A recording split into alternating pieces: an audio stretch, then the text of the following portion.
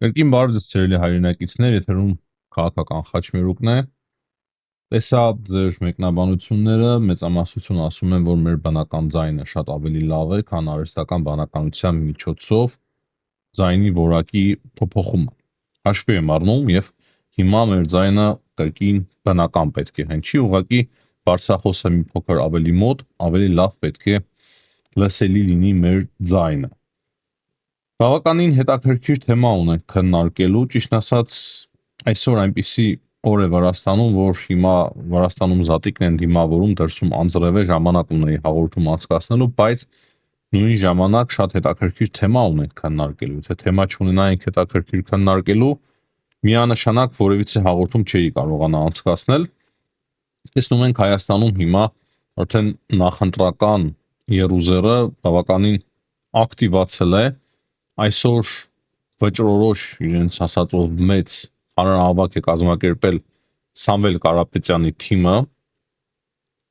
անկեղծ ասած ես սպասում էի, որ Ազատության հրապարակում շատ ավելի մարդ կհավաքվեր, տարբեր ռակուրսներից եմ դիտել, նաև ընդդիմադիր գործիչների լրատվամիջոցներով, դրոներով, տարբեր կադրեր կային եւ հստակ եկա այն եզրահանգմանը, որ նույնիսկ փողի միջոցով Ռուսաստանի ռեսուրսների ներդրմամբ շատ բան չի փոխվել Հայաստանում եւ այս առումով շատ լավ է, քանի որ մեր հասարակությունը իրոք իմաստուն է, այսինքն ես չեմ սխալվում, երբ գալիս եմ այն եզրահանգմանը, որ մեր հասարակությունը բավականին իմաստուն հասարակություն է եւ այդ կադրերից հստակ երևում է, որ այդ ուժը ամենայն հավանականությամբ իմ պատկերացումն եմ ուսում, կարող է սխալվում եմ, կկարողանա երկրորդ տեղը զբաղեցնել առաջ անցնելով Քոչարյանից։ Դժվար թե Քոչարյանը կարողանա առաջ անցնել Սամվել Կարապետյանից, սրա մասին է խոսքը։ Բայց մեծամասնություն միանշանակ ոչ էլ սահմանադրական մեծամասնություն վերցնելու մասին խոսք չի կարող լինել, այսինքն Հայաստանի Հանրապետության իշխանությունը կպահպանի խորհրդարանում սահմանադրական մեծամասնությունը իմ պատկերացմամբ, բայց դա չի նշանակում, որ հեշտ պայքար է լինելու, բավականին բարդ եւ դաժան պայքար է լինելու այս տարի։ Դրա համար նաեւ կոչ եմ անում չթուլանալ, քանի որ շատ բան կարող է փոխվել այս փոքր ժամանակահատվածում, բայց ես հույսով եմ, որ մեծ հաշվով շատ բան չի ստացվի փոխել այդ բոլոր ուժերի մոտ։ Տեսա նաև ելույթը Սամվել Կարապետյանի, ճիշտ ասած ես շատ եմ հետաքրքրվել արհեստական բանականությամբ, անցած անգամ որ ասում էին արհեստական բանականության միջոցով պատրաստված է հիմա կասկած են հայտնում եւ այլն այդպես շարունակ, պետք է ասեմ հետեւյալը։ Լավ պետք է ճանաչես մարդու միմիկաները, խոսելու ձևը, որպեսզի կարողանաս լավ ճիշտ ձևով եզրահանգումներ անել։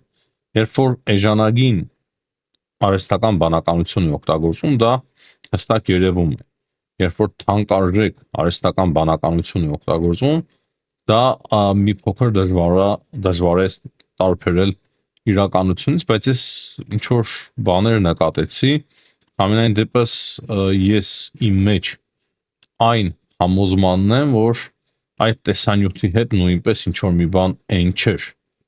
Ամենայն անկեղծությամբ եմ ասում, չեմ փորձում որևիցե բան հորինել, անձամբ իմ տպավորությունը այդպիսին էր, որ կարող է արհեստական բանականության օգտագործումով դա տեղի ունենալ։ Այսօր այնքան է դար առաջ գնացել, որ նույնիսկ ուղիղ եթերները կարելի է փոփոխության ենթարկել արհեստական բանականության միջոցով։ Օրինակի համար քիչ առաջ ցուցադրեցի, թե ինչպես ձայնը կարելի է լրիվ փոխել արհեստական բանականության միջոցով, բարձրախոսը անորակ բարձրախոսից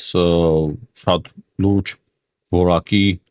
ստուդիայի որակի բարձրախոս սարքել, ճիշտ է, իմ բարձրախոսը լավն է, հարցը դրանում չէ, ձայնը լրիվությամբ մշակում է արհեստական բանականությունը։ Կան փողային տարբերակներ, շատ փող ես ծախսում, մեծ որակ ես ստանում, կա որ քիչ ես ծախսում, կամ ընդհանրապես անվճար տարբեր ծառայություններից ես օգտվում եւ այլ որակ ես ստանում։ Հույսով եմ պարզ է խոսքը ինչի մասին է։ Կրկին մեկ անգամ ասեմ այն, որ պատկերը ողբերգական չէ, այդ ցույցի վրա եթե մենք հենվենք, բնականաբար կարծում եմ նրանց թիվը մի փոքր կավելանա, հաշվի առնելով նաև նրանց ֆինանսական ռեսուրսները, բայց իրավիճակը ստաբիլ է եւ ոչ մի ողբերգություն ես չեմ տեսնում։ Այդ հավաքներն էլ օրինակի համար հենց դա են հուշում, որ մեծ հաշվով շատ լուրջ փոփոխությունների մենք ականատես չենք լինելու ընտրությունների արդյունքներով։ Բայց կրկնեմ, պետք չէ թուլանալ, քանի որ բավականին մեծ ռեսուրսներ են, շատ մեծ ահռելի ռեսուրսներ են ներդրված, որպեսզի Հայաստանում իշխանափոխություն տեղի ունենա։ Ես մեկ օրինակ բերեմ ձեզ։ Վրաստանում երբ որ վրացական երազանքը նոր էր գալու իշխանության, այսինքն նախընտրական շրջան էր 2012 թվականին, Սաակաշվիլին դեռ բավականին բարձր ռեյտինգ ուներ եւ չնայած որ այն կամաց սկսեց նվազել, վերջում վրացական երազանքին հաջողվեց այնպիսի տեսանյութեր ստանալ բանտերից, ավելների հետ կապված, շատ դաժան ինչ որ չեմ ուզում խոսալ ինչի մասին է խոսքը կոնկրետ, բայց հատուկ տեսանյութեր ստանալու միջոցով եւ այդ տեսանյութերը տարածելու միջոցով իրական տեսանյութեր էին իմիջայլոց միանգամից Սաակաշվիլի այն ռեյտինգը, որը որ ինչ որ չափով պահում էր նա, միանգամից օրերի ընթացքում, այդ վերջի օրերի ընթացքում դա էլ ինքը ինչ որ ուներ, միանգամից կորցրեց։ Դրա համար ես դա միշտ հիշելով ասում եմ, որ պետք է պատրաստ լինի Հայաստանի իշխանությունը, որ կարող են այնպիսի տեսանյութեր, այնպիսի հնարավորությունները, մեթոդներն էլ հիմա շատ ավելի շատ են այդ նույն արհեստական բանականության միջոցով, այսինքն այնպիսի մեթոդներ կարող են սարքավորումներ, հնարավորություններ, հիբրիդային պատերազմի մշակված սցենարներ կարող է օգտագործվեն հենց վերջում նախընտրական շրջանի ավարտի վերջում, որ դրանք կարող է շատ բան փոխեն։ Դրա համար պետք է չափազանց ուշադիր եւ պատրաստված Հայաստանի հասարակությունը գնա ընտրությունների։ Հիմնականում այսքանը այս ցույցի հետ կապված, հույսով եմ պարզ կարողացա ներկայացնել իմ տեսակետը եւ իմ դիրքորոշումը ու թե ինչ զգացի անձամբ ես տվյալ հանրահավաքից։ Հաջորդ հարցը, որը որ ոչ պակաս կարևոր է, այսօր Ֆրանսիայի նախագահ Էմանուել Մակրոնի եւ Թուրքիայի նախագահ Ռեջեփ Թայիփ Էրդողանի միջև հեռախոսազրույց է տեղի ունեցել։ Պատկերացրեք, կարևոր թեմաներից մեկը այդ հեռախոսազրույցի եղել է աջակցությունը հարավային Կովկասում խաղաղության գործընթացին։ Ֆրանսիայի նախագահը կրկին մեկ անգամ Թուրքիայի նախագահի առջև այս հարցը բարձրացրել է, որ պետք է օգնենք, որպեսզի աջակցություն ցուցաբերենք խաղաղության գործընթացին։ Շատ կարևոր է այն հարավային Կովկասի համար։ Կողմերը խոսել են նաև մայիսի 4-ին Երևանում կայանալիք Եվրամիության գագաթնաժողովի մասին։ Ֆրանսիայի նախագահը նաև ասել է, որ պետք է օգնել նոր գլուխ բացել տարածաշրջանում,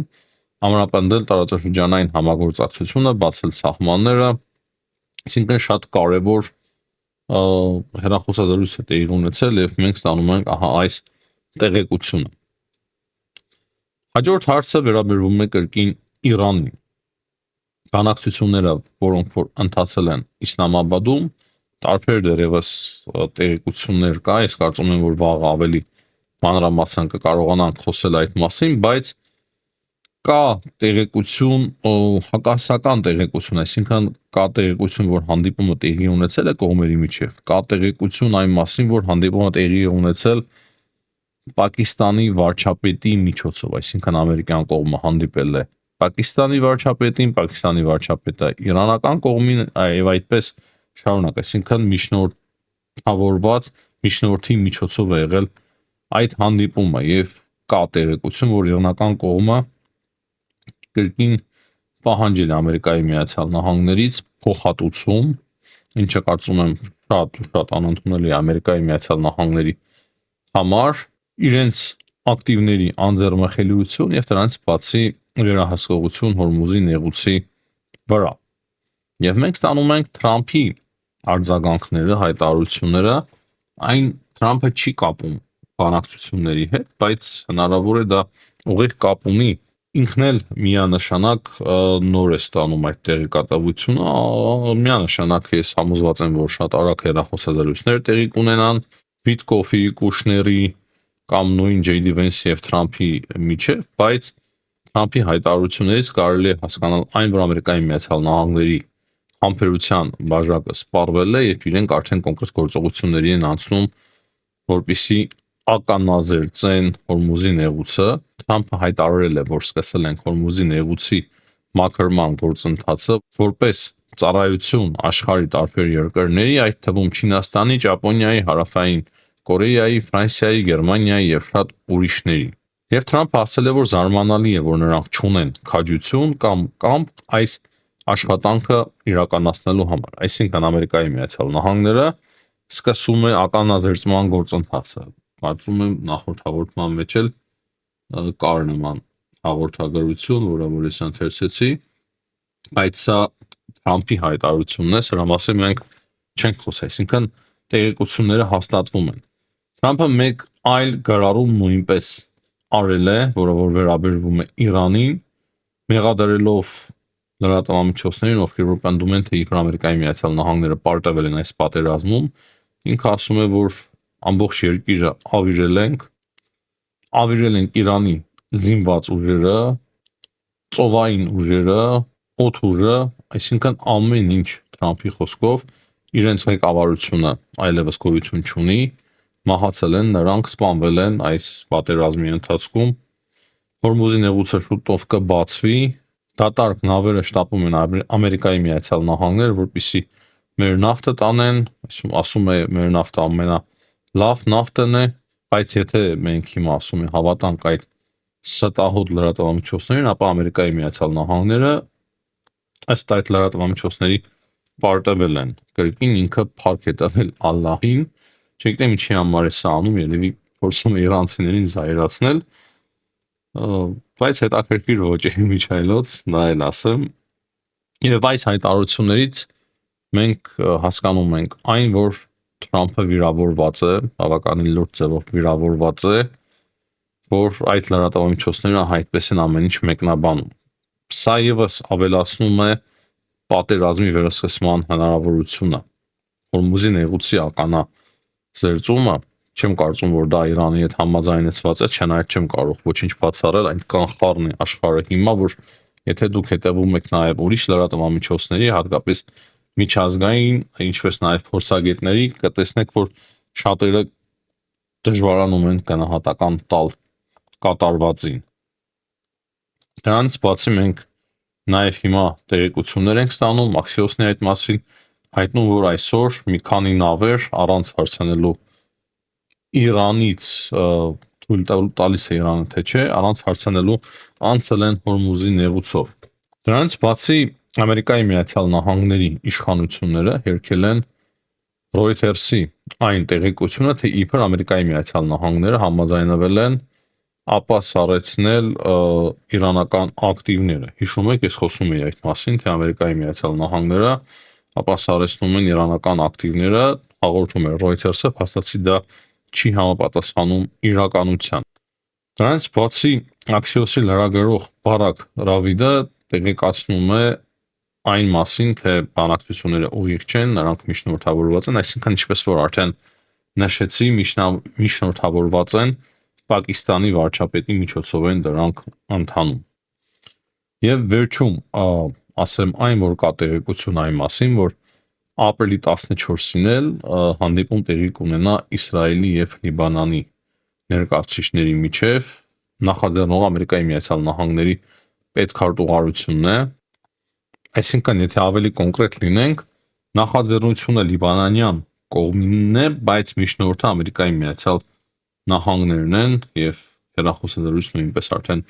տեղի ունեցել է կողմերի միջև, տեսնենք շատ հետաքրքիր է տեսնել թե ինչպես կավարտվեն այդ բանակցությունները։ Ես կարծում եմ, որ հիմնական հարցը Հեզբոլլահի զինաթափումն է լինելու, քանի որ Լիբանանի վարչապետը նույնպես